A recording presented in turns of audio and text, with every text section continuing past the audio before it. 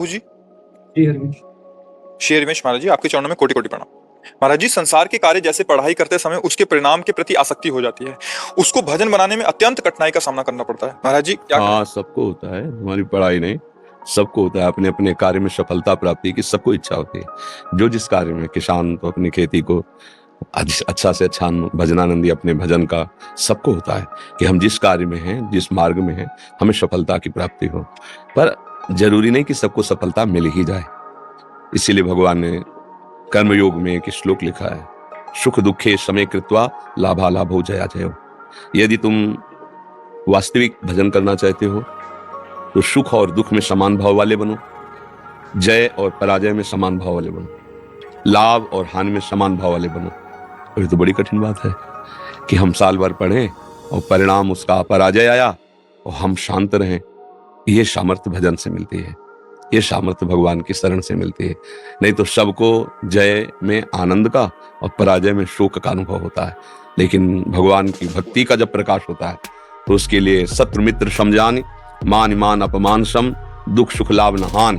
ये है जो कृपा हरिवंश की।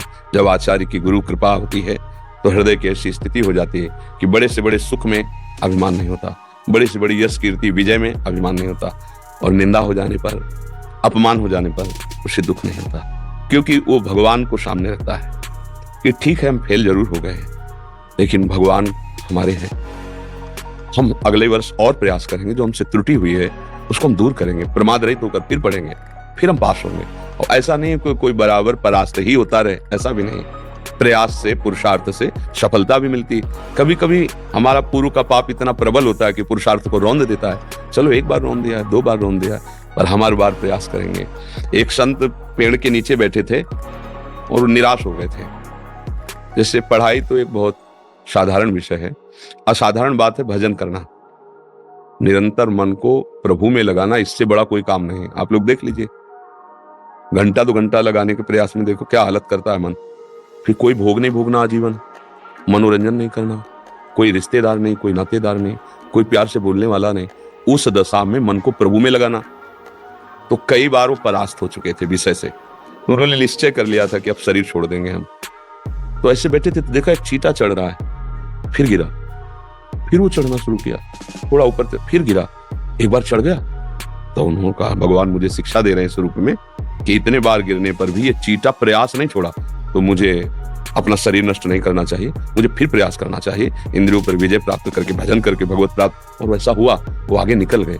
तो हमें निराश तो नहीं होना चाहिए, पर स्वाभाविक साधारण नियम में सबको होता है, पराजय में निराशा और जय में हर्ष होता है, अभिमान। संत में, भक्त में या भजन करने वालों में ये सामर्थ्य आती है भजन से कि उसे सह जाती है, दूसरा कोई नहीं सह पाएगा, टूट जाएगा। हमने रोते देखा है, बड़े बड़ों को रोते देखा है कि वो बहुत विजयी रहे और अचानक चूक में परास्त हो गए। वो जीना मुश्किल, अब मुंह कैसे दिखाएं, मतलब ग्राम के प्रधान रहे या कोई, अब मुंह कैसे दिखाएं, क्या करूं, मतलब नहीं, ऐसे ये खेल है, सर्वत्र विजय तुम्हारी ही नहीं होगी। अब ऐसा नहीं है कि कोई सर्वत्र विजय ही पाया हो, पूरा इतिहास साक्षी है। एक बार अगर हार हुई तो एक बार विजय हुई, एक बार विजय हुई तो हार हुई। तो इसलिए हार और विजय को इतना महत्व ना दे। अज्ञान में हम दे देते हैं कि हम अपने प्राणों को भी, ऐसा नहीं, प्रयासरत रहिए। छोटे छोटे बच्चे समझ ठीक है नहीं, मान लो फेल हो गए, अब माता पिता आशा रखे थे कि पास हो जाए और बड़ी बड़ी फीसें दी। अब जब देखते कि तो उसको प्रोत्साहन देना चाहिए। अब फेल हो गए ना, देख लो रुपया बर्बाद हो गया, हम कह रहे थे ये पाठ करता नहीं, मतलब पढ़ता नहीं और दुष्टता करता, फालतू में पैसा लगा।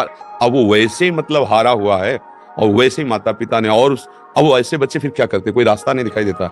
4 उनके मित्र उपास हो गए, घर में आता है तो क्लेश, बाहर जाता है तो जलन, तो लगता है फिर उसको एक ही रास्ता दिखाई देता है। ऐसा नहीं होना चाहिए।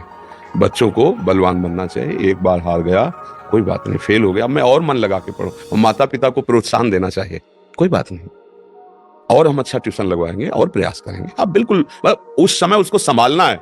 पर अज्ञानी जो माता पिता होते हैं उसको ऐसा तोड़ देते हैं कि वो फिर एक ही रास्ता उसको लगता है। अब वहां मित्र उपास करते हैं, स्कूल जाता है तो मित्र उपास करते हैं कि मैं तो अगले क्लास में चला गया, पास हो गया, ये तुम फेल। और वहां उसको ये, घर में उसको ये, और मन वैसे ही, तो वो फिर रास्ता ही नहीं चुन पाता कि क्या करूं, जीऊं या शरीर को। तो मुझे लगता है बच्चों को भी प्रोत्साहित होना चाहिए और घर परिवार वालों को भी प्रोत्साहन देना चाहिए, जैसे पढ़ाई में या किसी भी विषय में।